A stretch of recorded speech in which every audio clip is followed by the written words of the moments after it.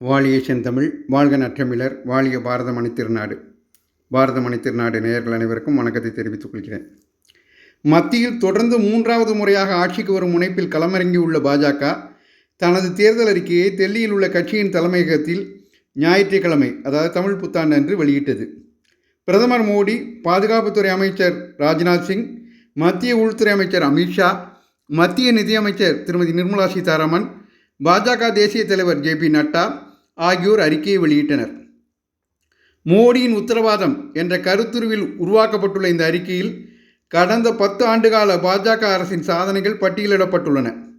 அத்துடன் ஏழைகள், நடுத்தர மக்கள், பெண்கள், இளைஞர்கள், மூத்த குடிமக்கள், விவசாயிகள், மீனவர்கள், தொழிலாளர்கள், வர்த்தகர்கள், பட்டியலின பிரிவினர், பழங்குடியினர் போன்ற பல காலங்களாக ஒடுக்கப்பட்ட பிரிவினர் ஆகிய 10 சமூக குழுக்கள் மற்றும் நாட்டின் பாதுகாப்பு, வளம், உலகத்தரத்திலான உள்கட்டமைப்பு, நல்லாட்சி, தரமான கல்வி, பிராந்தியங்களின் சமநிலையான வளர்ச்சி, தொழில்நுட்பம், புத்தாக்கம் உட்பட 14 முக்கிய விவகாரங்கள் ஆகியவற்றின் கீழ் பல வாக்குறுதிகள் இடம்பெற்றுள்ளன.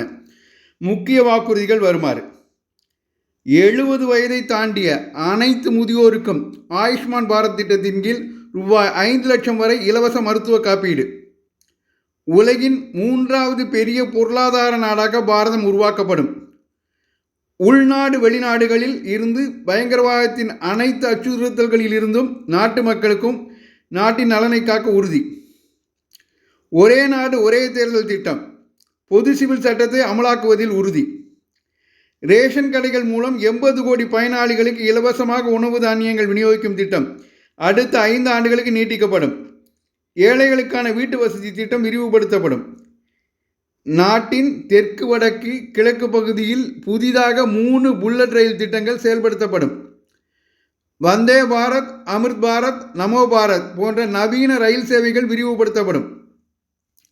2036ஆம் ஆண்டில் ஒலிம்பிக் போட்டியை இந்தியாவில் நடத்துவதற்கான ஏலத்தை எடுக்க இந்திய ஒலிம்பிக் சங்கம் ஊக்குவிக்கப்படும். மகளிர் சுய உதவிக்குழுக்கள் மூலம் 1 கோடி கிராமப்புற பெண்கள் லட்சாதிபதி ஆகியுள்ள நிலையில் மேலும் 3 கோடி பெண்களை லட்சாதிபதி ஆக்கும் முயற்சிகள் மேற்கொள்ளப்படும். மக்களவை, பேரவைகளில் பெண்களுக்கு 33% இடஒதுக்கீடு வழங்கும் சட்டம் முறையாக அமல்படுத்தப்படும். முத்ரா திட்டத்தின் கீழ் கடன் உச்சவரம்பு ரூபாய் 20 லட்சமாக, அதாவது இப்போது இருக்கின்ற 10 லட்சம் ரூபாய் 20 லட்சமாக 2 மடங்காக உயர்த்தப்படும். வினாத்தாள் கசிவுக்கு எதிரான சட்டம் கடுமையாக அமல்படுத்தப்படும். புத்தாக்க தொழிலுக்கு, அதாவது ஸ்டார்ட் அப் நிறுவனங்களுக்கு உகந்த சூழல் ஊக்குவிக்கப்பட்டு வேலைவாய்ப்புகள் உறுதி செய்யப்படும்.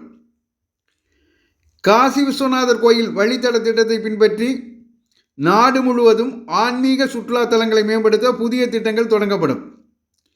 அயோத்தியில் முழுமையான வளர்ச்சி உறுதி செய்யப்படும். கடவுள் ஸ்ரீராமரின் பெருமையை பறைசாற்ற உலகம் முழுவதும் இராமாயண திருவிழாக்கள் நடத்தப்படும். பாரதத்தின் பண்டைய நாகரிகம், கலாச்சாரத்தை பாதுகாக்க பாரத கலாச்சார கருவூலம் நிறுவப்படும். உள்நாட்டிலேயே திருமண நிகழ்ச்சிகளை நடத்தும் திட்டம் ஊக்குவிக்கப்படும். நாட்டில் உலகளாவிய திறன் மையங்கள், தொழில்நுட்ப மையங்கள், பொறியியல் மையங்கள் கூடுதல் எண்ணிக்கையில் அமைக்கப்படும். முக்கிய விளைபொருள்களுக்கான குறைந்தபட்ச ஆதரவு விலை எம்எஸ்பி முன்னெப்போதும் இல்லாத உயர்வை நாங்கள் உறுதி செய்துள்ளோம். குறைந்தபட்ச ஆதரவு விலையை குறிப்பிட்ட கால இடைவெளிகளில் தொடர்ந்து உயர்த்துவோம்.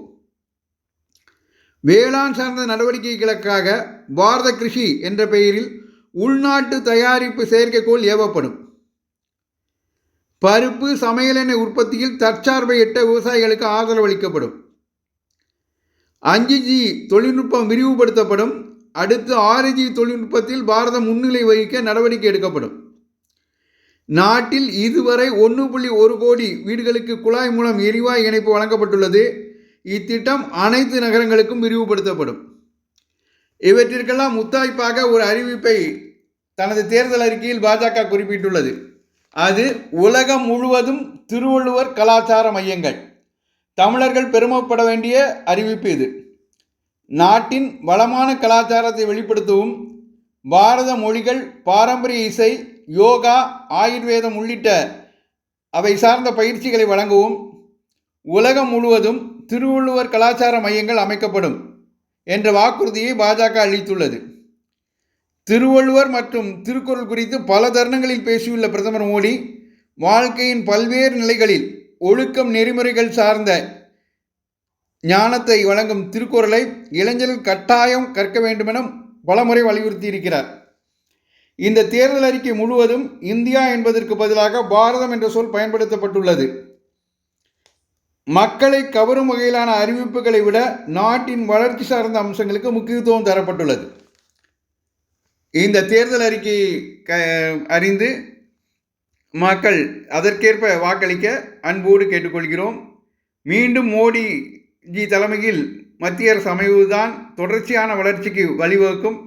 எனவே பாஜகவிற்கு தாமரை சின்னத்திலும் அதன் கூட்டணி கட்சிகளுக்கு அதனதன் சின்னத்திலும் வாக்களித்து தமிழகத்தின் பங்கை வழங்கி மீண்டும் மோடி ஆட்சி அமைய நாம் நம்மாலான பணியை செய்வோம். நன்றி, வணக்கம். வந்தே மாதரம். வளர்க பாரதம். ஜெய்ஹிந்த்.